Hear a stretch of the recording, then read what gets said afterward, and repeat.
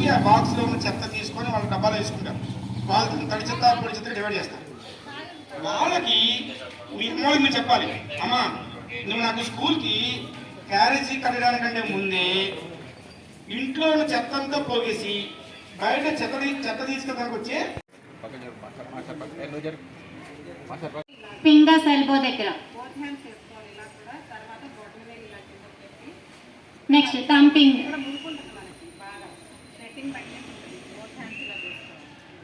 తర్వాత నెయిల్స్ కూడా ఇలా క్లీన్ చేసుకొని, నెక్స్ట్ నెయిల్స్, రిస్ట్, బ్యాంగిల్స్ కానీ ఏమన్నా ఉంటాయి కదా మన హ్యాండ్స్కి, వాచెస్ కానీ బ్యాంగిల్స్ కానీ అన్నీ తీసేసి హ్యాండ్ వాష్ చేసుకోవాలి.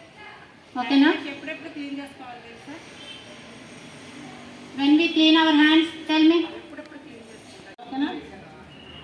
తర్వాత ఈ ఫింగర్స్ ఇలా ఉంటాయి కదా, వీటి మధ్యలో ఇలా పెట్టాలి, మళ్ళీ ఇటు సైడ్ ఇలాగా 2 హ్యాండ్స్కి చేయాలి.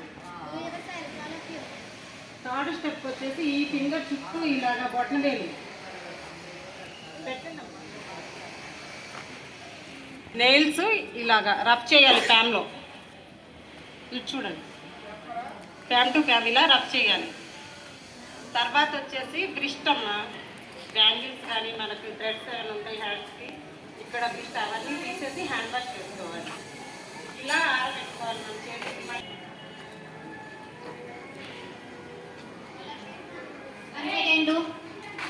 స్టెప్ 1 పరిసరాల పరిశుభ్రత, పరిసరాల పరిశుభ్రత, పరిసరాల పరిశుభ్రత.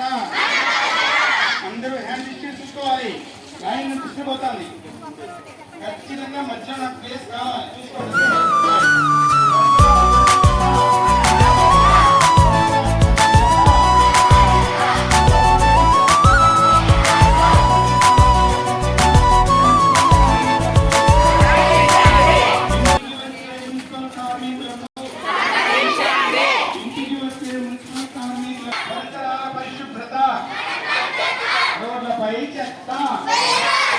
రోడ్లపై చెత్త, సైడ్ కాలువలో చెత్త, సైడ్ కాలువలో చెత్త, సైడ్ కాలువలో చెత్త.